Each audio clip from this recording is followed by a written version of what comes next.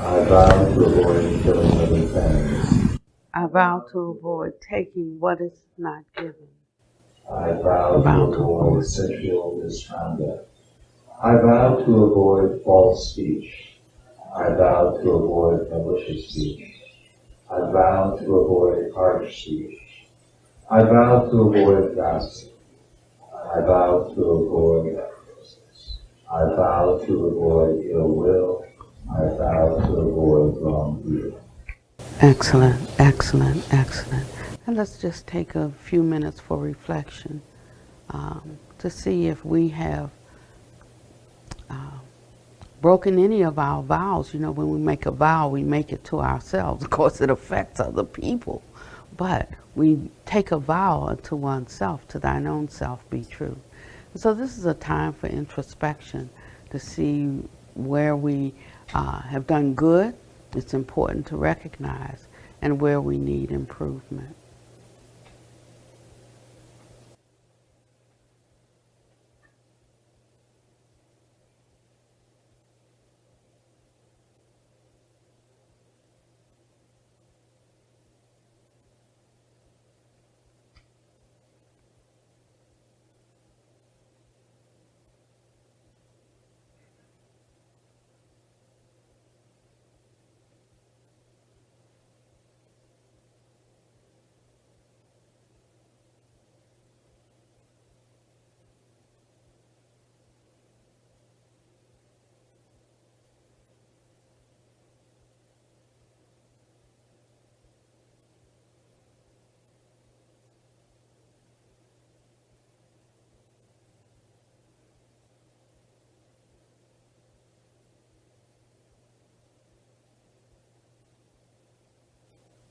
Killing is not just taking a life.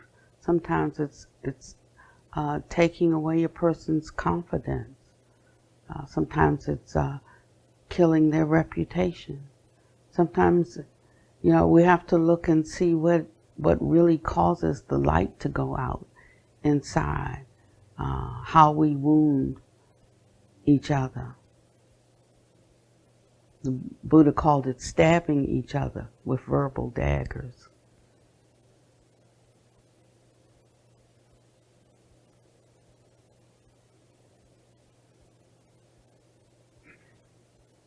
Taking what is not given is not just a matter of stealing something like money. It's also abusing time or authority, or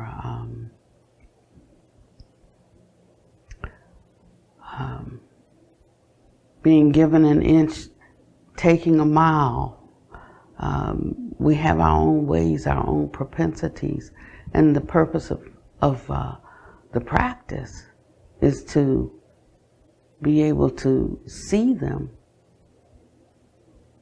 and to uproot them. This is done, maybe the seeing can be done on the pillow, but the uprooting takes place off the pillow. Sensual misconduct is not just sexual misconduct. That's maybe the least kind. It has the most immediate consequences and bad effects, but it comes from a consistent habit of eyes being running out to see things, and itchy ears wanting to hear things, and a mind run rampant, unrestrained and uncontrolled, wanting to think things or know things, things that are not necessarily beneficial or helpful. It's having unrestrained appetites for various activities in our life. This is a way of learning the joy of restraint, the Buddha calls it. And we think restraint is such a bad thing. I don't want anybody to tie me down. But this is about self-restraint. No one else doing it for you, but you looking and deciding whether your own thoughts, your words, and your activities actually bring about your suffering. And if so, you're the only one who can do something about it. This is taking responsibility for one's own happiness. It's not about suffering, it's about uprooting suffering.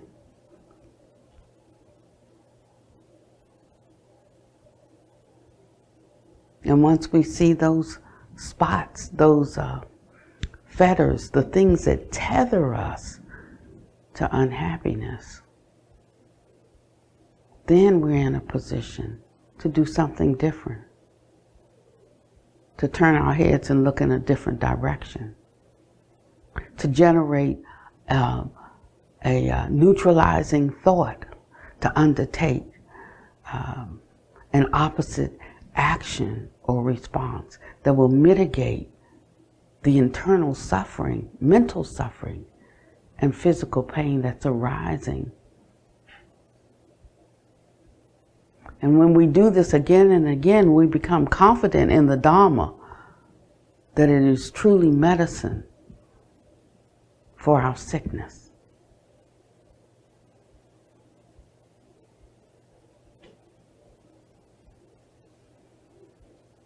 This is our daily practice.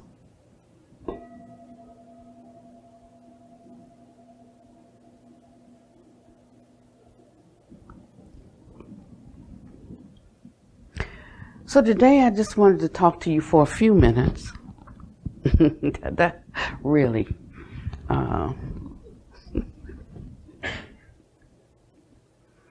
Because I wanted us to spend a little time in meditation within the Sangha, to make sure that you're getting the technique right to be able to do it at home. And as you know, within Buddhism, there are many different lineages, much like there are in other or sects, or as much like there is in various theistic denominations. It's just that ours is not theistic. It's not that we don't embrace the notion of there being other classifications of beings that we might call by whatever name. We may call them gods, we might call them devas, call them angels, we call, just different celestial beings, just as there are terrestrial beings, of which we are of one class, which is the human beings, but we have animals and we have other types of terrestrial beings, or beings that are tied to a fundamental earthbound structure. But it just simply said that, no beings need to worship any other beings. Just know that a being appears in the universe, according to their own temperament and mind stream. So if we ever thought that heaven was going to be here on earth, forget that. Heaven is heaven, earth is earth. There are planes of existence where the beings there have more wholesome minds. The beings are more unified than this. So you could call that a heavenly realm. It doesn't necessarily mean it's like up high and we're down low. If you could just think in a different kind of fashion, these may be overlaid one upon another. So maybe all of the realms are right here. So don't think in those terms. Just think of mind stream and state of mind, and you can kind of understand how there are some beings with a certain state of mind and some beings with a different state of mind. And there's an old saying, birds of a feather flock together. So I can pretty much tell a person's state of mind by the company that they keep, because you won't have even a desire, to hang with certain people who have a certain way of viewing the world and viewing each other. You'll find it uncomfortable to spend more than a few minutes with them. Or if you do, it's there to gladden their mind, but certainly not to devolve into the frequency of their mind thoughts. So if you think you are in a certain place, the Buddha says examine the company that you keep, and that'll give you a pretty good idea of where you really are. And if you like that, stay there. If you don't, then maybe some kind of shift is in order. It's like wanting to go forward, but looking backwards is very hard to do. You might stumble over a rock, you trip and fall. You might even go over the edge of the cliff. So if you're wanting to go in this direction, look in this direction, is what his advice to us is. But we have these different denominations as well. Sometimes we call them schools and lineages within Buddhism. We have the northern school, we have the southern school, and that would be characterized mostly by Theravada, or today Theravada, the only remaining southern school, and then the northern schools would be like Mahayana and Vajrayana. And then within each of these three schools, you have various lineages that would be something like denominations. And this arose for a couple of reasons. One is that in different places, cultures are different, and people come and approach a subject from a certain frame of reference, from the frame of reference of their culture and their experiences. And so it's important for a teacher to be able to speak to their sangha from a place of experience in their life. So I remember when I was training, and I had Chinese training and I had Tibetan training, and they want you to learn all of this Tibetan, all this Chinese. So I'm like, for what? I don't live in Tibet or China. I don't speak Tibetan or China. Better a few words in English that can be understood. And so I didn't learn all that. Now Pali is completely out of the question for me, because the Buddha didn't even speak Pali. I mean, that was like a language that was created just to record the sayings, but he didn't speak Pali, and neither did any of his disciples. So that tells us two things. One is it's probably not going to be as useful, and I'm not saying we can't learn some Pali. Even today, some of the scholars are encouraging us not to translate everything, but anybody who thought that you really get the full understanding or the deepest understanding strictly through linguistics has already missed the boat. It's not so much the actual words, but where they're pointing to. So we use our intellect to see where they're pointing. The Buddha would say, it's something like this, it's something like that. Go in that direction. So if we get all hung up on the translation, then or the actual words, we will miss the essence and the efficacy of the teaching. And we'll just become like Paul parrots and bickering around words and meaning, but we not make much progress in our life. And so he recommends that we keep it simple and just look where it's pointing and figure out a space within that domain to land.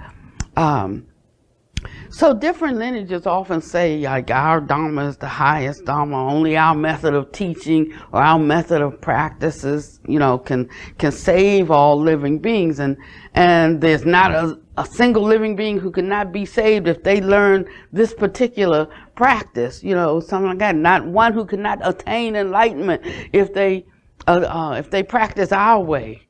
So there is this propensity to feel that way when we have found something that works for us, or sometimes it's the only thing we were exposed to.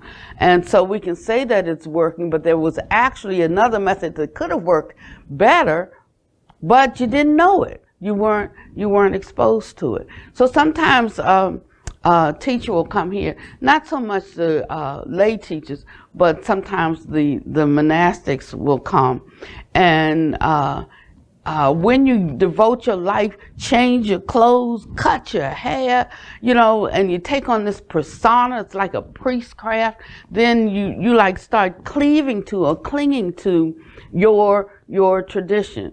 We don't do that here, but that's the way it is in most places, because, and then they say this is you must practice this lineage purely. That means you can't look at anything outside the lineage, or you might get confused. Well, I just have a little difficulty understanding how the Buddha's teachings, if they are his teachings of the teachings of an awakened mind, can confuse people so much. If there's confusion, it's because we've isolated, extrapolated some teachings and put them into a system, and now the other teachings can't fit congruently in it.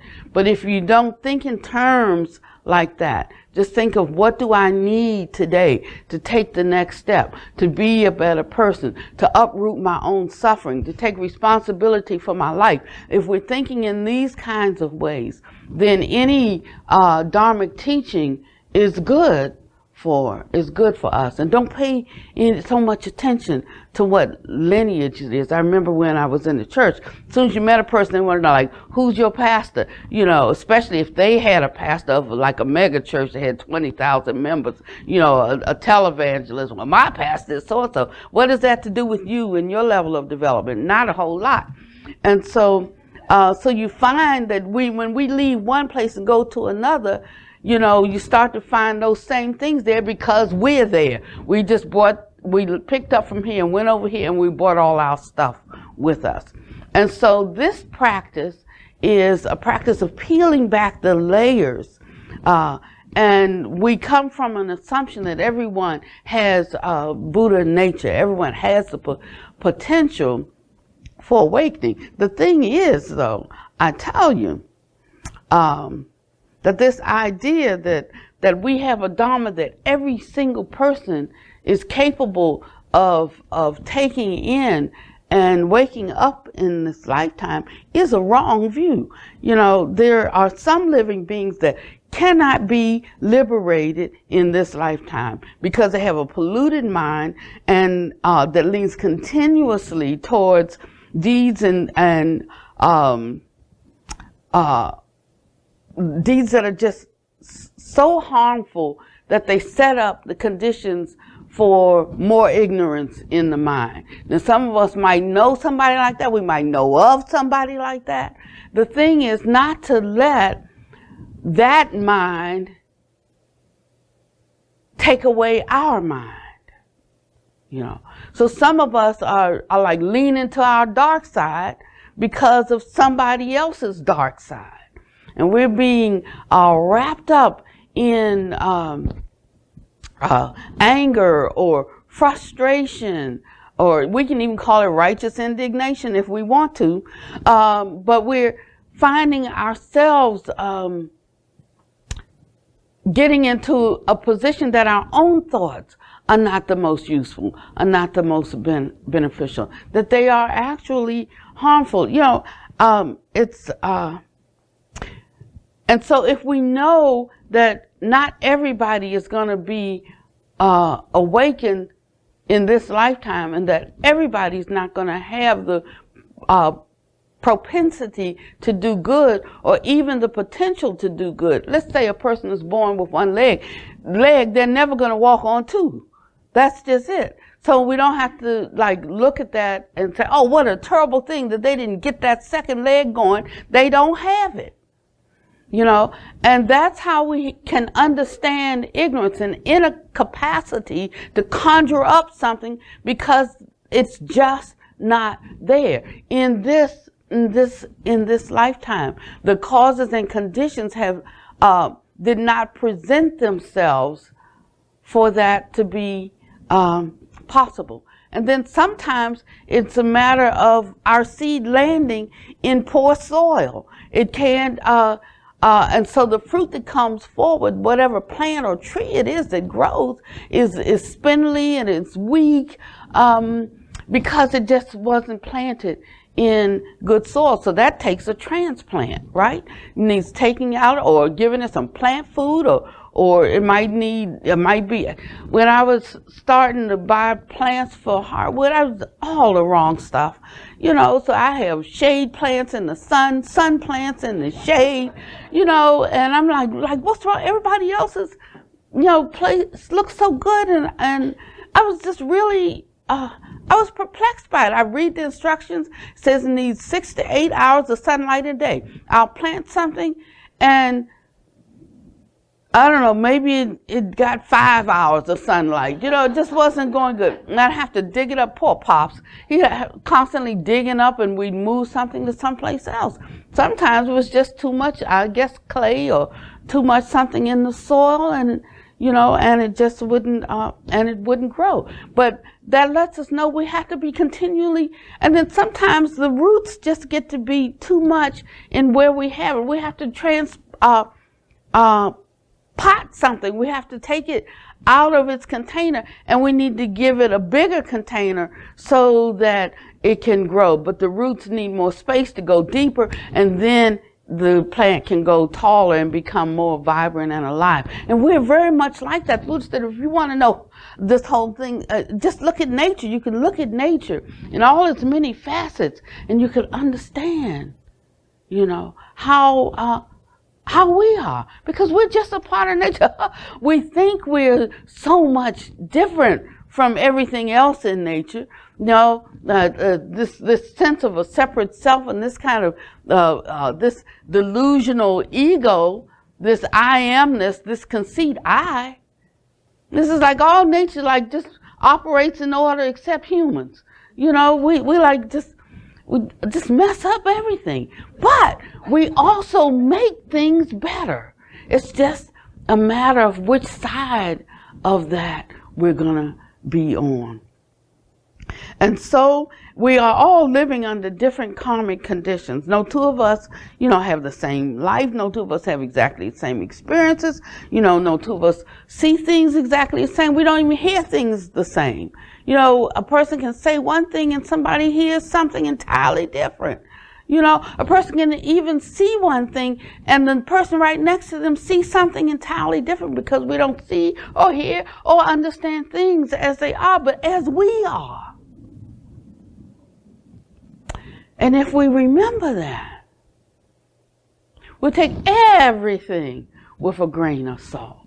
We'll take everything. We won't, how we would tell our children, count to 10. Like if they're getting ready to have a hissy fit, you need to count to 10. Because they needed a minute before they were going to back on me. You need to take a minute and count to 10. But in teaching them to do that, they learn not to step into a hole they couldn't get out of, or they learn not to say something they couldn't take back, because once you say it, it's out the gate. Even if you didn't mean it that way, just unthoughtful in speech. Sometimes we're just unthoughtful in speech, or sometimes we just don't know how to say a thing, and so we say a thing and it offends someone. I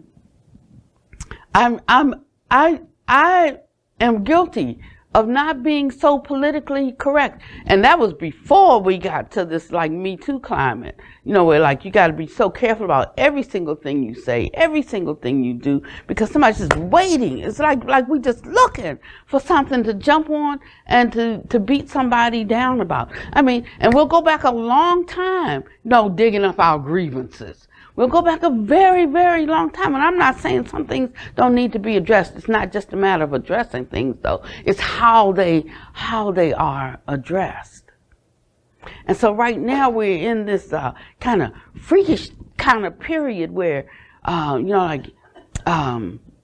there's so much vitriol, being spewed out, and people appealing to our lowest nature, our most sensitive parts, the places where we're the most deeply wounded, or where we're the most deeply concerned, and bringing up old resentments and these things. But we have to watch out for this.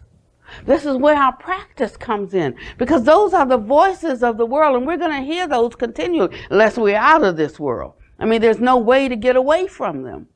But if we don't have something internal that helps us balance all of that, then we're going to be wretches undone, and we're going to cause a lot of hurt and suffering for other people. And we'd be no different than the people that we're talking about, the people who we're saying, don't be like them.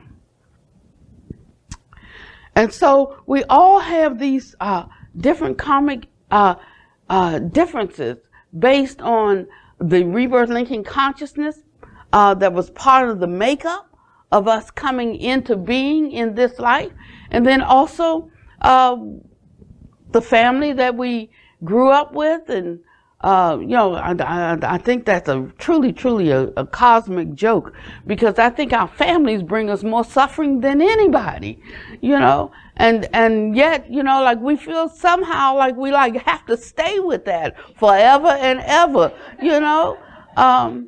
but I mean, I love my sisters and brothers, but we weren't twins. We weren't tethered coming in. I came in alone, I'm going out alone. So I had to decide, even with my siblings, how close is this going to be? How much do we have a similarity in mind and in heart and in great wishes for our life? I mean, these are things that we have to do. And if we're not capable of making these kinds of decisions, we suffer.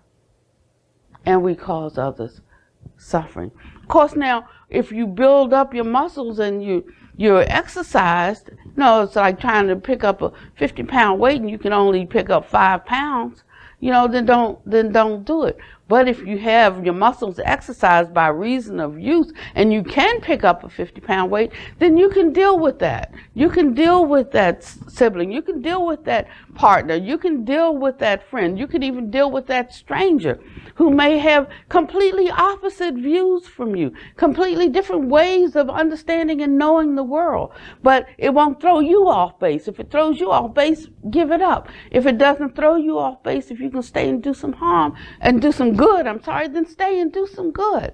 But you have to know yourself and what you're capable of doing, what you're capable of handling. So he says that we will experience beneficial effects from practicing a Dharma only if that Dharma, that teaching, corresponds to us, corresponds to our karma, corresponds to our experience. And, we will not experience beneficial effects from practicing a true Dharma if that Dharma does not correspond to our karma, does not correspond to our does not address our propensity or our personality. So some people, you have to be soft with them because that's the only way that they're going to hear. To some others, you have to be strong with them. You have to be tough with them because that's the only way that they're going to hear. For some, you have to break it down like baby and grind it up like baby food because that's the only way they're going to be able to digest it. For others, that's not going to do it for them. They need strong meat. And so a teacher has to know what each one needs. But more than that, a person has to know what they need for themselves. He said, be a lamp unto your own feet and a light unto your own path. And this requires something of us to be able to get into that place. So although there are extremely wonderful dharmas, a master who possesses such dharmas, who understands such dharmas, who have realized such dharmas, still cannot give it to ones who cannot receive it successfully. It can actually do more harm. Some things, when you talk about them, it has to be pre-framed. A lot of times when I'm having a discussion with someone who has maybe a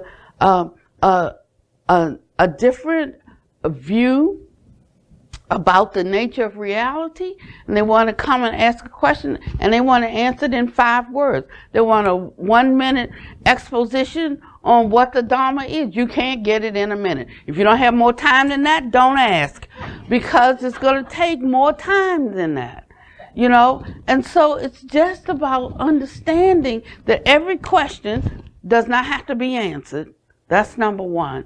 Sometimes people ask a question, and we're talking about apples, and they ask a question about oranges. That's not the time to talk about oranges because we're talking about apples. And if you do, it'll get mixed up and people will get confused. Now, sometimes that's just the craftiness of the delusional mind. We don't really realize it, but it comes about because, like, well, I have an aversion to something in this teaching or the way this conversation is going, so then my mind just jumps right over here and say, like, and then ask a question about something over here because I don't want to deal with this over here. I don't want to talk about this over here. And so, particularly in an assembly, it kind of gets like that. So you'll be talking about A, B, C, and somebody come and ask you about 1, 2, 3, right? You know, but that's a diversion, a deflection of the conversation. So one has to be able to clearly see this. It's not always that you don't want to answer that question, you know, but maybe it's a question that needs to be answered in private. Maybe it's a question that doesn't need to be answered right now. Maybe they're asking the wrong question. Maybe they are asking the right question, but this is not the right form. This is not the right time to address it. Or maybe it could be a good time for it to be addressed, but I'm not the right person to address it. You know, maybe the person doesn't have enough confidence in me to hear from me. Maybe the person just doesn't like me. Maybe the person thinks I don't like them. Maybe, you know, we don't know, but it's all of these things coming to every single minute of interaction that we have with one another. And so you can imagine that this life can become for us very complicated and constantly moving just second to second, minute to minute. I would just like to wake up one day and things don't change. You know, like every day there's some change. Every day. People are constantly changing. Their thoughts are constantly changing. And some days I wake up with the changes that occur in Heartwood daily, you know, and I'm like, oh my goodness, could I have just one day that was like yesterday? You know, but that's you know, this is what we sound. If we don't like this, don't come back. Don't come back to this world again. You know, so there's a way out of this world, and the Buddha Dharma teaches that way of escape, the way leading upward to realms of existence. And he does it in a strange way because, you know, knowing that we're so consumed with this notion and this idea of an individual self, it's me against the world, and I'm seated at the seat of my universe, and this conceit causes us to see everything from a egocentric space. So he works at countering that or balancing that with the concept of non-self, you know, and that's a whole teaching that, and it's a way of peeling back the layers of the structure, shifting the structures of appearances for us, that we can see the world and see each other and see ourselves in a different way, and a more beneficial way, and a more unified way. He calls it creating a unified field. And the more of us that become unified in this way, the less fragmentation there is in the world, and the less fear there is in the world. The easier it is to bounce back from an upset. The easier it is to get along with others. And as I think his name was Reverend, I think it was Jeremiah Wright, said, the more we'll recognize that different is not deficient, does not mean deficient, and we'll understand and accept differences. You know, no, we like differences in everything but people. You know, we like different flavors, we like different sounds, you know, we like different sights, we like different colors, we like different clothing, we like different hairstyles, we like different perfumes, we like different things, except when it comes to people, we just want them to be all just like me, think just like me, do what I want to do, and that comes from having an egocentric view of life. So, this path is about really uprooting that. So it doesn't really have anything to do with people out there. It has everything to do with ourselves in here. It's about self-mastery. And he gives us encouragement. He tells us we messed up. We are messed up. He says that he is like a doctor. And the teachings are like medicine. And so I love this practice. It's all about finding the right fixes for Pannavati, for Harold, for Susan. Each one of us finding the right medicine. And it takes some investigation. Not like just rolling in here in a weekly Dharma talk, and rolling out. It's not just that. It's not just intellectual assent. Or it's not even good-heartedness. Have you ever noticed that some people, not all, but some people who are the most loving people, have the most loving hearts, they're also the ones that be so easily frightened, so easily bruised, so easily shaken, so easily hurt, so quick to judge others. But that's because it takes more than just having a good heart to live truth successfully. It takes more than that. To go against the worldly stream of deluded thinking, yet without fighting anyone or anything, takes being willing to honestly face our own fears and our own narrow-mindedness. And this is the first step towards transformation, the willingness, because it's going to cost something. It's going to cost us something. It's going to really cost us something. It's going to cost us ourselves. So we have to decide whether we're willing to pay this. If not, there are many other things that we can do that won't cost as much. But this is going to cost that.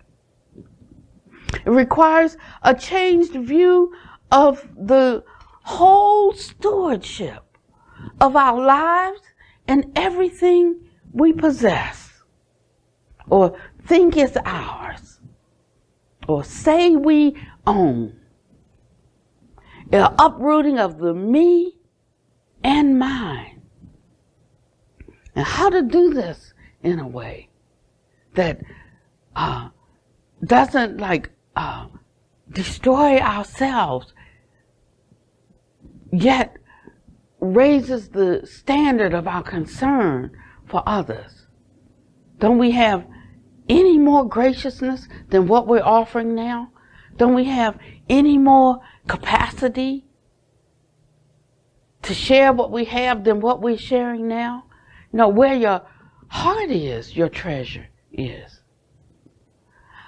When I walk and look at that bowl at the end of Dharma, it's so pitiful. I know where the hearts of the people are. I know. Because we had to save that $5 for a Starbucks coffee. I know.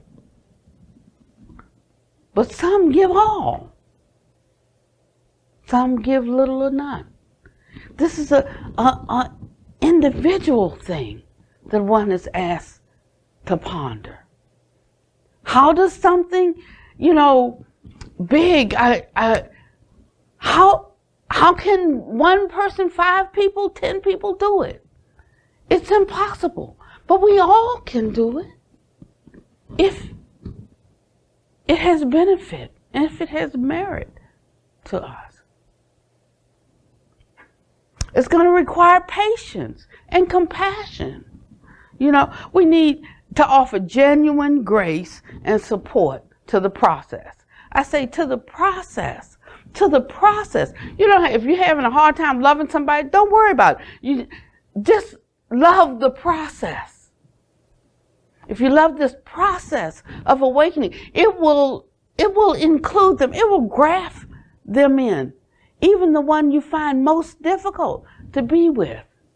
It will graft them in. Or it will allow, if it's not the right time and there needs to be a parting of ways, there can be a parting of the ways and you know, they don't have to leave mad, but they do have to go.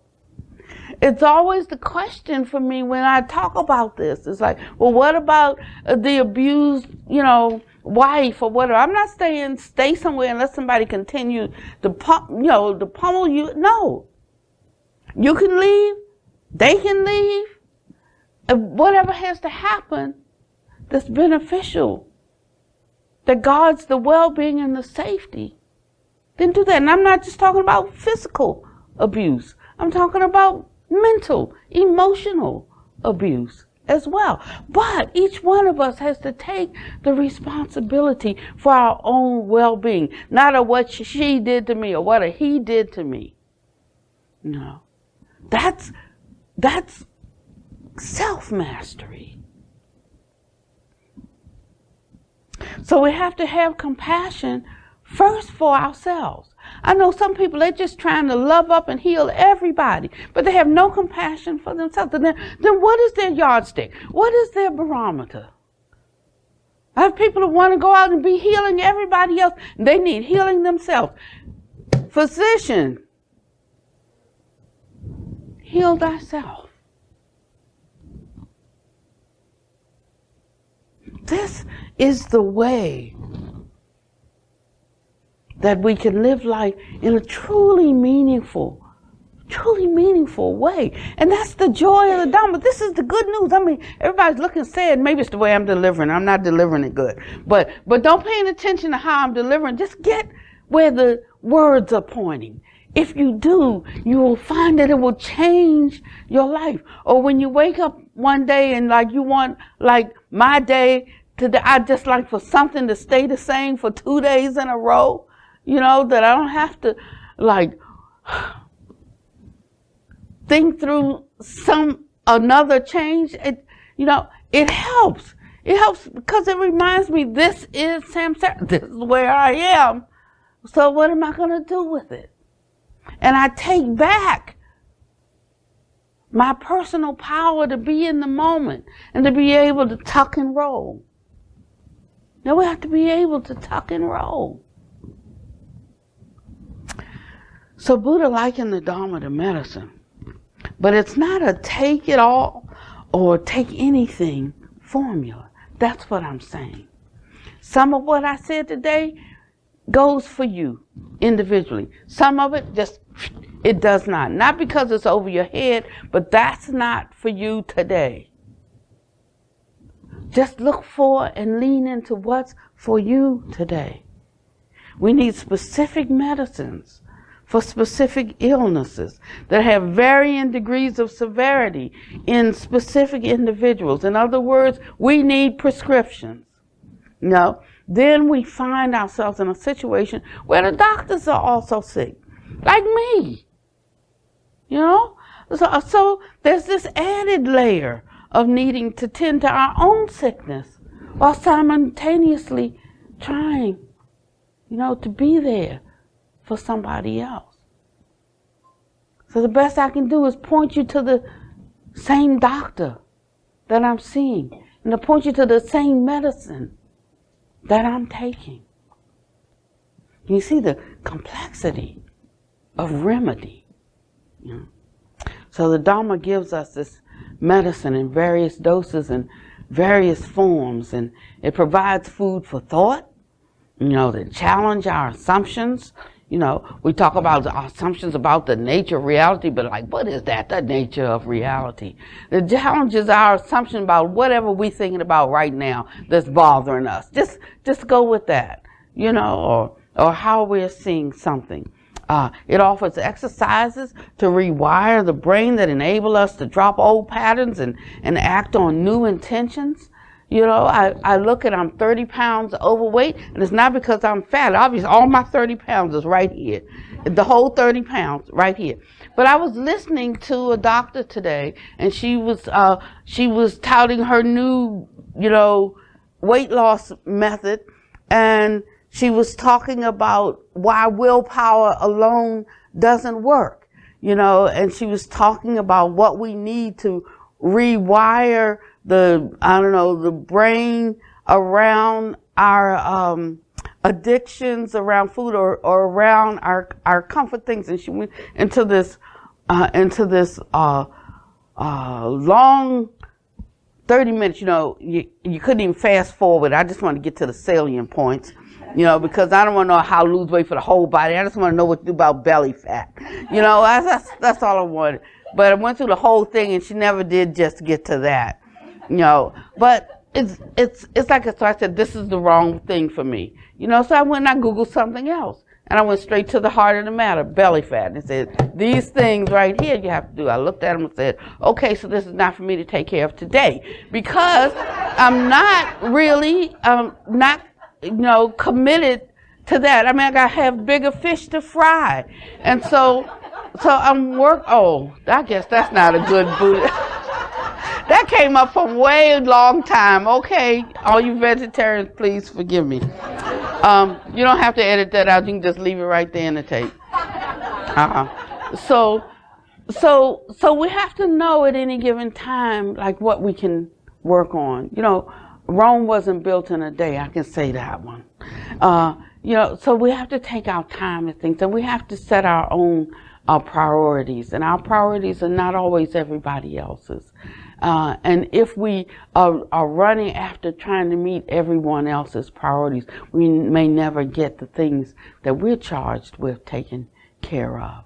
And so sometimes we just have to come to full stop. And that's what this practice is about. Training ourselves to be able to come to full stop, to just stopping, to just stopping. It teaches us how to cultivate a kind of deep equanimity that results in a certain kind of contentment with what we have, and not always needing something to be better. Not just being accepting of how some things are. If we can make them better, fine.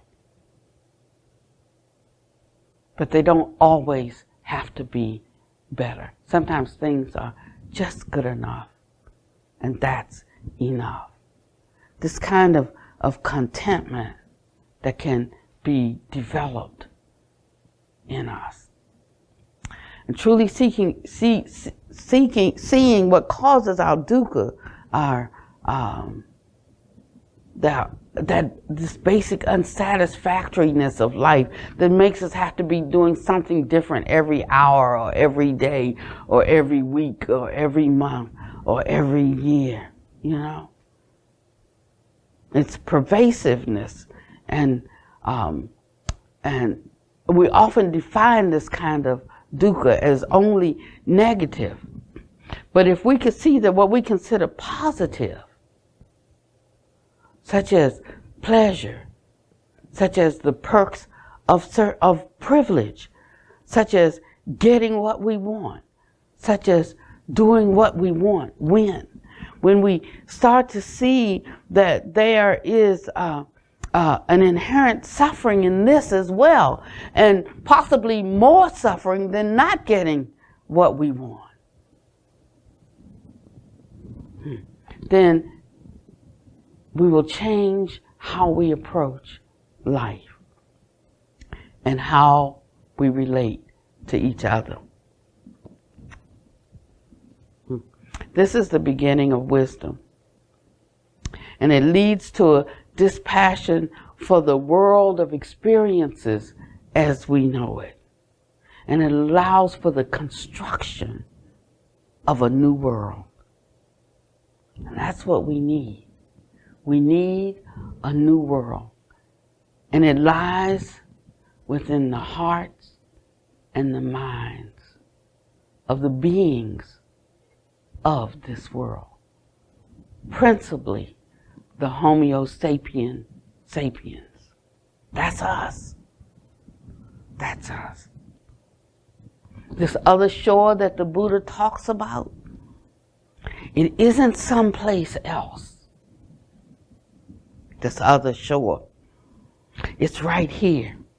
But it entails an entirely different way of being in the world. Not many of us are really devoted to that. We just want things to be better for us. That is, for me and mine. And if that's our motivation, unfortunately, this Dharma will not help you much. But if it is to be part of constructing a new world, I'm not saying a new world order, that means something different, because we've already decided what that is. But I'm talking about a world that's built on the highest qualities of being, refined in our thoughts and in our speech and in our actions. In being patient and kind and long-suffering. In being selfless and fearless and courageous. In being truthful, in being able to overlook a fault, in being able to tolerate a slight.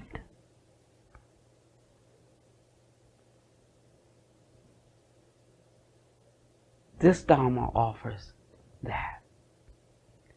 And he said it all happens, it unrolls from within our own innermost being. And it starts with simply stopping. Coming to the absolute stilling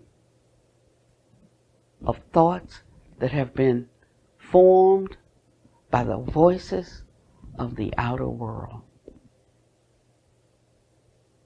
And we've heard them so much that they're all in our head. That's what our thoughts are. But there is a place that we can get to where all those thoughts are stilled.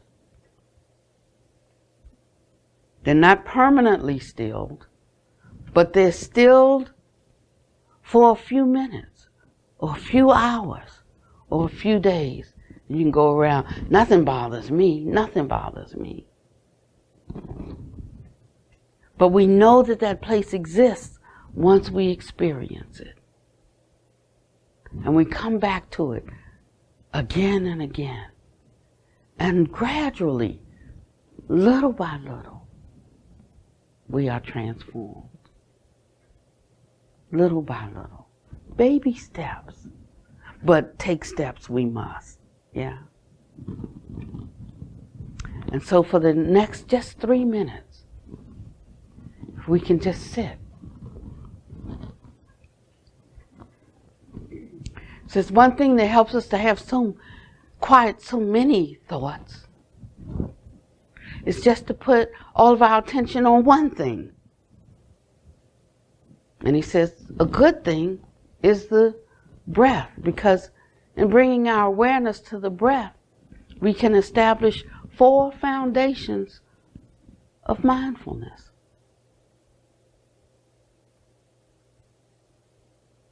We can feel the breath. Feeling is just feeling.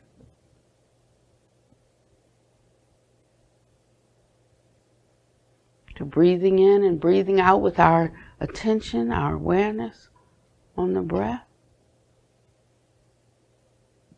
We just know we're breathing in and breathing out, sometimes long, sometimes short.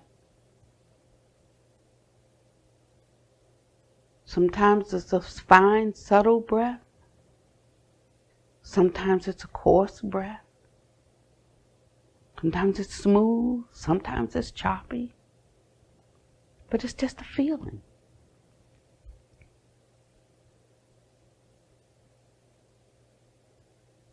And off the pillow, we can use this same awareness when we encounter situations in life and feelings arise.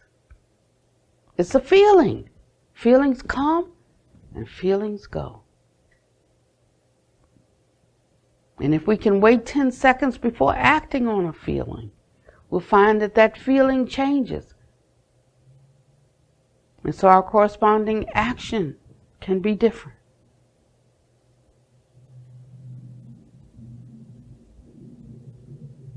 And then we feel some sense of joy. It's the kind of joy that comes with the confidence in knowing that one can restrain themselves, can get through a feeling until wisdom can prevail.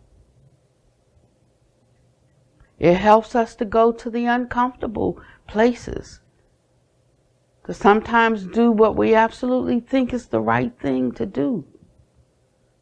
But it might be difficult to say. Not wanting to hurt someone's feelings, maybe.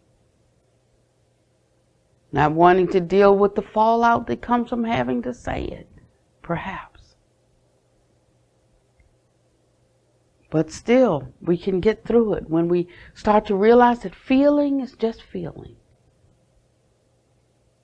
And when you say, I'm angry, like, what does that feel like? How do you know you're angry? You may feel constriction in the chest. You may detect it from some other sense gate, like I literally see red. But I don't know what happens to you, but you know what happens to you. But the next time that rises up, just say feeling, feeling. Feeling comes and feeling goes. Pleasant feeling, unpleasant feeling. Neither pleasant nor unpleasant, just a feeling.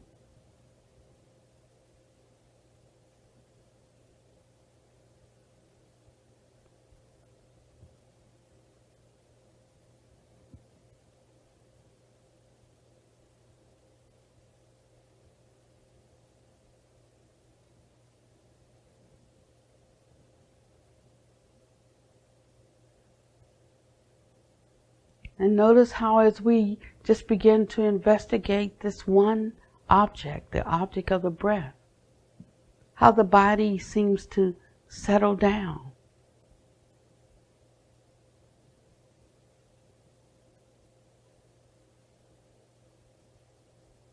How there's some ease in the mind, a lessening of so many thoughts. Notice how wonderfully the body can cooperate with our intention. It begins to release endorphins.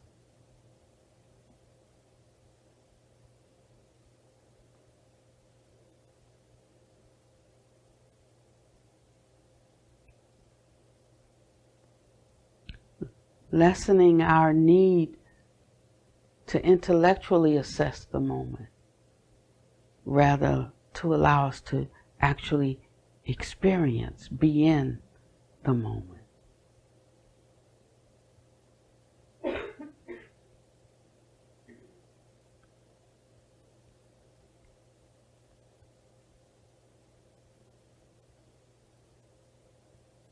Notice how much more aware we become of our body and even of our environment. The sounds that we hear, the sensations in the body.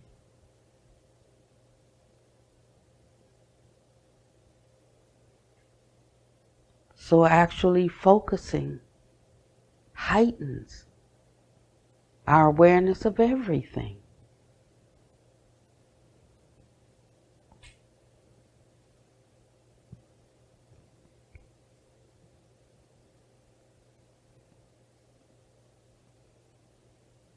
Notice the rhythm that becomes established,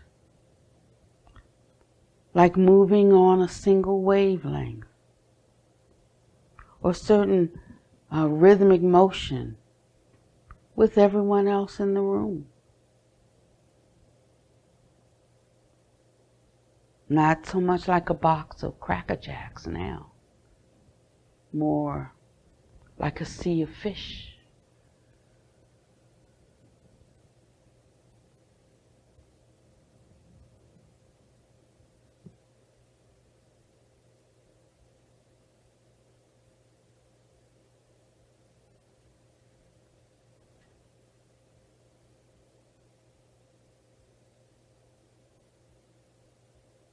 You're coming back to this way of being several times a day. Helps to trim our tabs. Helps to bring us back to a set point. Instead of running out and just going further and further out, it helps bring us back.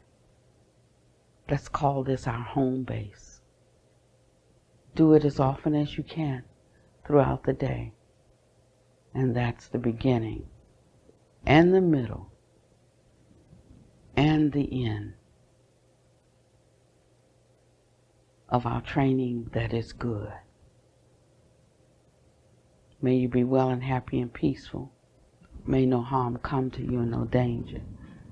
May you always be able to meet with the inevitable difficulties of life.